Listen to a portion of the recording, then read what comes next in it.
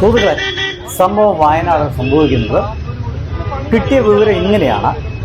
ഒരു ചെറുപ്പക്കാരൻ തന്റെ വാഹനം ഓടിക്കുന്നു.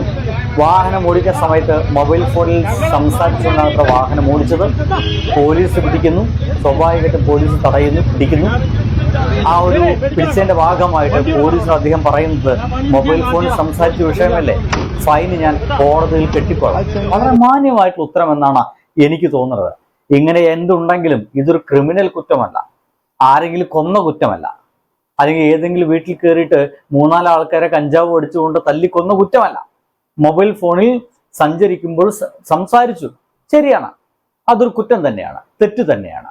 പക്ഷെ അതിനാ ചെറുപ്പക്കാരൻ പറഞ്ഞത് ഇങ്ങനെയാണത്രേ, ഇതിന്റെ ഫൈനുണ്ട്, എനിക്കറിയാം, അത് ഞാൻ കോടതിയിൽ കെട്ടിക്കൊള്ളാം. പക്ഷേ പക്ഷേ ഈ പോലീസിനെ പ്രകോപിപ്പിച്ചിരിക്കാം, അദ്ദേഹത്തിന്റെ ഈഗോയെ പ്രകോപിപ്പിച്ചിരിക്കാം. അതെന്തുമാവട്ടെ, അതിനെപ്പറ്റി ഞാൻ നേരിട്ട് കാണാത്ത ഒരാളായതുകൊണ്ട് അതിനെപ്പറ്റി എനിക്ക് അഭിപ്രായം പറയുക സാധ്യമല്ല. പക്ഷെ അവിടെ നിൽക്കുന്ന ആളുകൾ, ആ വീഡിയോ എടുക്കുന്ന ആളുകൾ കൃത്യമായിട്ട് പറയുന്നുണ്ട്, മുഴുവൻ വീഡിയോ എടുക്കണം, മുഴുവൻ കിട്ടിയില്ലേ എന്ന് കൃത്യമായിട്ടും ചോദിക്കുന്നുണ്ട്. അങ്ങനെയാണെങ്കിൽ ആ വീഡിയോ എടുക്കുന്ന ആളുകൾക്ക് സത്യസന്ധമായിട്ട് കാര്യം എന്താണ് സംഭവിച്ചതെന്ന് അറിയാം. ഒരുപക്ഷെ ആ ഒരു ചെറുപ്പക്കാരുടെ ഭാഗത്താണ് ന്യായമെന്ന് ഒരുപക്ഷെ ആ വീഡിയോ എടുത്ത ആളുകൾക്ക് അറിയാം. ഇനി നാളെ അറിയാം ഇതിന്റെ ബാക്കി വിവരങ്ങളല്ല. എന്തൊക്കെയായാലും ആ ചെറുപ്പക്കാരുടെ ഭാഗത്താണ് ന്യായമെങ്കിൽ ഇങ്ങനെ പോലീസ് പിടിച്ചു കൊണ്ടുപോകേണ്ട ഒരാവശ്യമില്ല. രണ്ടാമതായി ചോദിക്കുന്നത് ആ വണ്ടിയുടെ താക്കോലാണ്. എന്തിന്? എനിക്ക് മനസ്സിലാവാത്ത കാര്യങ്ങളാണ്. നിയമപരമായിട്ട് ആർക്കെങ്കിലും വല്ല അറിവുണ്ടെങ്കിൽ, ഈ വീഡിയോ കാണുന്ന ആരെങ്കിലും വല്ല അറിവുണ്ടെങ്കിൽ, ഇങ്ങനെ നമ്മളെ വണ്ടിയുടെ താക്കോലൊക്കെ ചോദിച്ച വഴിക്ക് തന്നെ പോലീസുകാർക്ക് എടുത്തു കൊടുക്കേണ്ടതുണ്ടോ? ചോദിച്ച വഴിക്ക് തന്നെ നമ്മൾ കുറ്റം ചെയ്തിട്ടില്ലാത്തത്തോളം കാലം നമുക്ക് അങ്ങനെ എടുത്തു കൊടുക്കേണ്ടതുണ്ടോ? അതോ വക്കീലോ മറ്റോ വന്നതിന് ശേഷം അവരുടെ സാന്നിധ്യത്തിൽ മാത്രമാണോ വണ്ടിയുടെ മറ്റും രേഖകളും മറ്റും ഇവർക്ക് കൈമാറേണ്ടത്? ഇവർ ചോദിച്ച വിഷയത്തിന് എല്ലാ സംഗതികളും എടുത്തു കൊടുത്ത് സറണ്ടർ ചെയ്യേണ്ട ആവശ്യമുണ്ടോ? അങ്ങനെയാണെങ്കിൽ ഇദ്ദേഹം ചെയ്യുന്ന കാര്യത്തിൽ ഒരല്പം തെറ്റില്ലേ? ഈ പോലീസുകാരൻ ചെയ്യുന്ന കാര്യത്തിൽ ഒരല്പം തെറ്റില്ലേ? ഈ അടുത്ത സമയത്ത് പോലും ബിന്ദു എന്ന് പറഞ്ഞ യുവതിയെ ഒരു രാത്രി മുഴുവൻ പീഡിപ്പിച്ച് നമ്മളെല്ലാവരും കണ്ടതാണ്. അത് പോലീസ് സേനയിൽ ഇപ്പോഴും ആ പഴയ കാലഘട്ടത്തിലെ ആ ഒരു പോലീസ് സ്വഭാവമായിട്ട് നിൽക്കുന്ന ആളുകളുണ്ട്. എത്ര തന്നെ ജനസൗഹൃദ പോലീസ് എന്നൊക്കെ പറയുകയാണെങ്കിലും ഒട്ടും ജനസൗഹൃദമല്ല ഇവർ ഇടപെടുന്നിടത്ത് മുഴുവൻ നമുക്കറിയാം. ഒന്ന് പറഞ്ഞാൽ രണ്ടാമത്തിന് എടായെന്നും പോടായെന്നും തെറിയിലേക്കും മറ്റും, വേടന്നെ പറയുന്ന പോലത്തെ മൈര് തെറിയിലേക്കും മറ്റും കടന്നുകൂടുന്ന പോലീസുകാർ ഇപ്പോഴും നമ്മുടെ ഇടയിലുണ്ടെന്നുള്ള കാര്യം യാഥാർത്ഥ്യമാണ്. നോക്കൂ, എന്തായാലും ഇവിടെ നമുക്ക് ഇതൊന്നുമല്ല സംസാരിക്കേണ്ടത്. ഈ പോലീസുകാരൻ പറഞ്ഞ ഒരു വാചകമാണ്, നിന്റെ മലപ്പുറം അഭ്യാസമൊന്നും ഇവിടെ വേണ്ട. എന്തുകൊണ്ടാണ് ഈ പോലീസുകാരന്റെ വായിൽ നിന്ന്, വയനാട്ടിലുള്ള ആ ഒരു പോലീസുകാരന്റെ വായിൽ നിന്ന് നിന്റെ മലപ്പുറം അഭ്യാസമൊന്നും വേണ്ട എന്ന് പറയുന്നത്?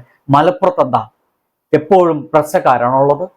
മലപ്പുറത്ത് എന്തെങ്കിലും പ്രശ്നക്കാരുള്ള മാത്രമുള്ള നാടായിട്ടാണ് ഈ പോലീസുകാരൻ കരുതിയിട്ടുള്ളത്? നിങ്ങളത് കേട്ടിട്ടില്ലേ? ഒന്നുകൂടെ കേട്ടോക്കൂ.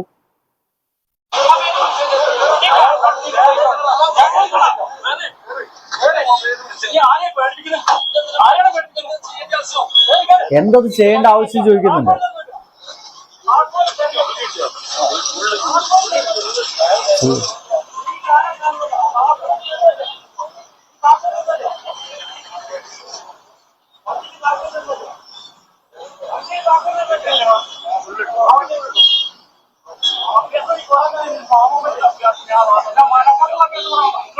മലപ്പുറം അഭ്യാസം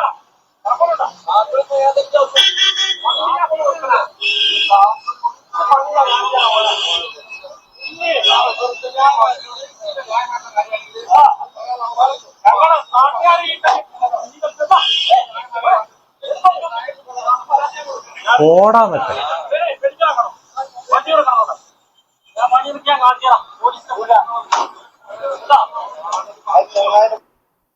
അപ്പൊ എന്തോ അതിന്റെ ഒപ്പം പറയാൻ ശ്രമിക്കുന്നുണ്ട്. പക്ഷെ ഈ മനുഷ്യൻ പറഞ്ഞത് മലപ്പുറം അഭ്യാസം എന്നോട് വേണ്ടതാണ്. എന്താണ് ഈ മലപ്പുറത്തുകാർക്ക് എന്തെങ്കിലും പ്രശ്നമുണ്ടോ? ഞാൻ മലപ്പുറത്തുകാരനാണെന്ന്, എന്നെപ്പോലെ ഒരുപാട് പേര് മലപ്പുറത്തുണ്ട്. ഈ മലപ്പുറം അഭ്യാസം എന്നോട് വേണ്ടത് പറയുമ്പോൾ മലപ്പുറത്ത് എന്തോ ഒരു ചില പ്രശ്നമുണ്ടെന്നുള്ളതാണ്. ഇദ്ദേഹത്തിന് ആ വാക്കിൽ തന്നെ വർഗീയതയുണ്ട്. ആ പോലീസുകാരൻ പറയുന്ന വാക്കിൽ തന്നെ വർഗീയതയുണ്ട്. മലപ്പുറത്ത് ഏറ്റവും കൂടുതൽ തിങ്ങിപ്പറക്കുന്ന മുസ്ലിങ്ങളാണ്. അങ്ങനെയാണെങ്കിൽ ആ മുസ്ലിങ്ങൾ അഭ്യാസമാണ് ആ ഒരു ചെറുപ്പക്കാരൻ അവിടെ എടുത്തതെന്നും അത്തരത്തിലുള്ള പ്രശ്നങ്ങളൊന്നും ആരും ഉണ്ടാക്കണ്ട എന്ന രീതിയിലാണ് ഇദ്ദേഹം സംസാരിക്കുന്നത്. മലപ്പുറത്തുകാർക്ക് എന്താ ഇത്ര വലിയ പ്രശ്നം?